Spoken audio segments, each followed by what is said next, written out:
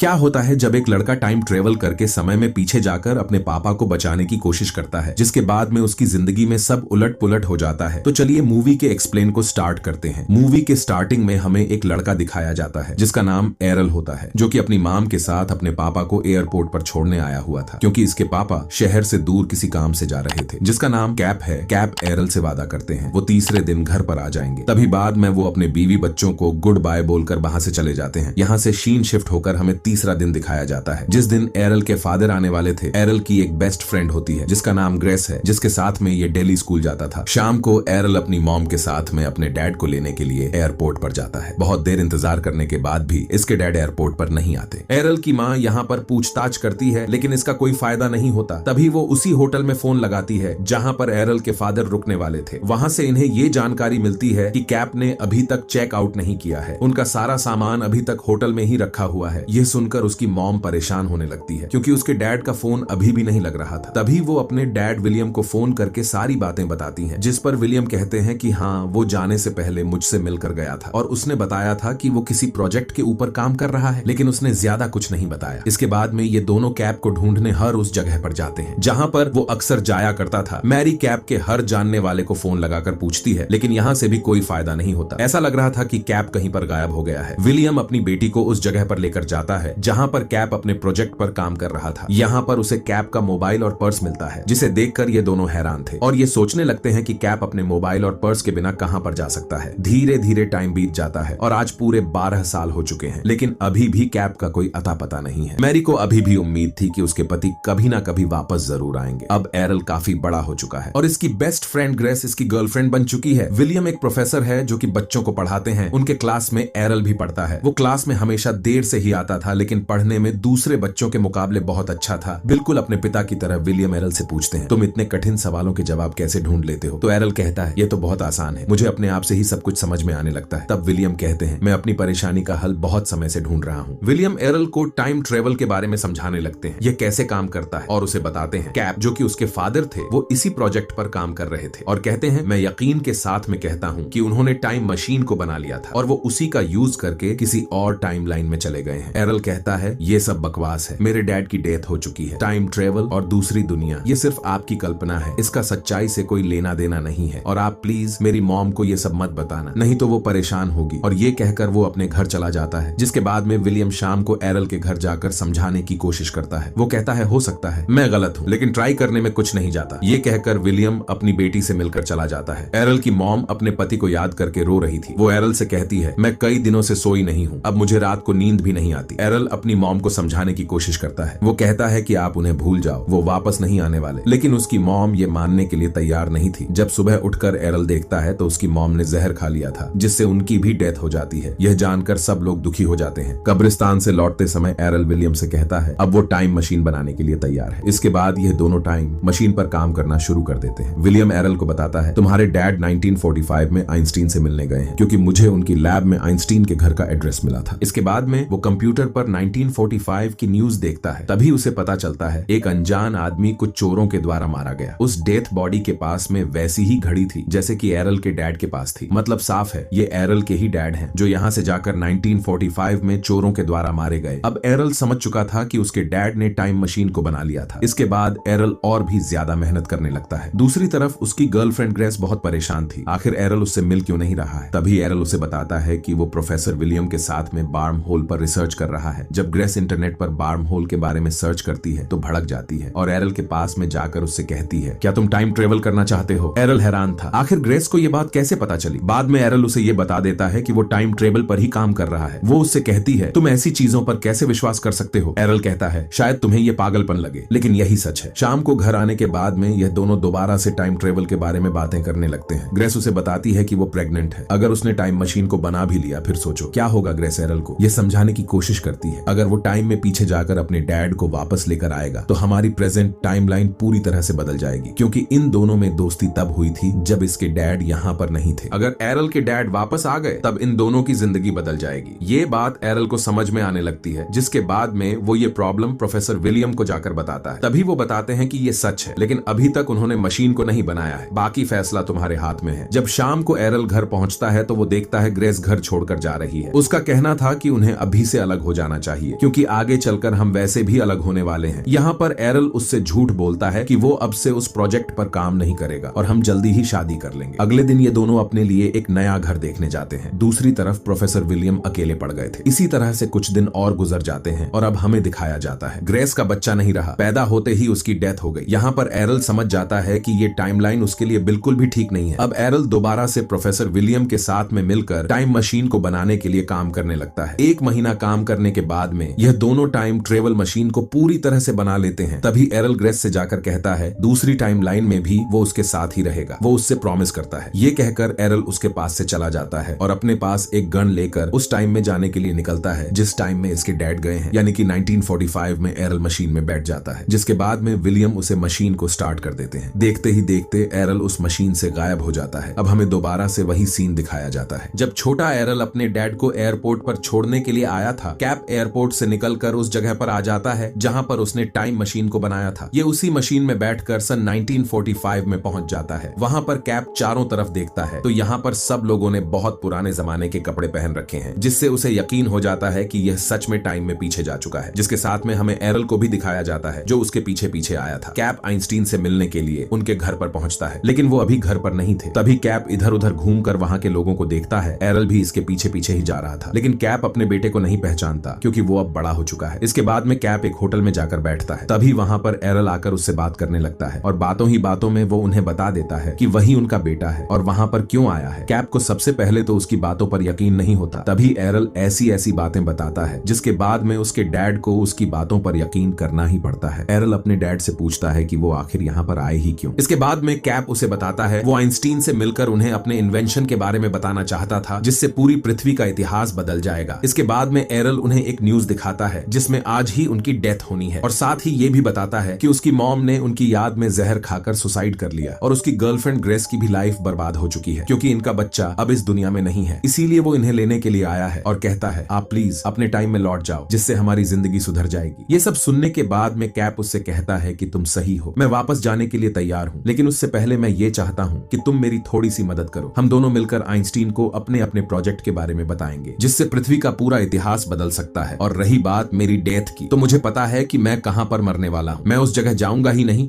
जहां पर मेरी डेथ होने वाली है। यहाँ पर कैप भी अपनी जगह पर सही था क्योंकि उसने इस मशीन को बनाने के लिए कई साल तक मेहनत की थी। एरल कहता है मैं आपकी मदद नहीं कर सकता, आपके लिए सबसे जरूरी क्या है, आपका प्रोजेक्ट या फिर फैमिली। यहाँ पर कैप कहता है मेरे लिए सबसे पहले मेरी फैमिली है, लेकिन मैं इस प्रोजेक्ट को भी बीच में नहीं छोड़ सकता। यहाँ पर एरल प्लान बी यूज करता है और अपनी गन निकाल कर खुद को ही शूट कर लेता है क्योंकि उसके पास इसके अलावा और कोई रास्ता नहीं था। यह देखकर कैप रोने लगता है और ये फैसला करता है कि वो इस टाइम मशीन वाले प्रोजेक्ट को ही बंद कर देगा जिससे ऐसा कुछ नहीं होगा। अब हमें मूवी का लास्ट सीन दिखाया जाता है जिसमें कैप तीसरे दिन ही घर पर वापस आ गया था। यहाँ पर हम छोटे एरल और उसकी मॉम को देखते हैं जो कैप को देखकर बहुत खुश थे। इसके साथ में हम छोटी सी ग्रेस को भी देखते हैं जो यहाँ पर एरल से मिलने के लिए आई थी। इसी हैप्पी एंडिंग के साथ में ये मूवी यहीं पर एंड हो जाती है। तो चलिए मिलते हैं किसी और टाइम ट्रैवल मूवी के साथ में। वीडियो पसंद आई तो लाइक करके चैनल को सब्सक्राइब कर दें।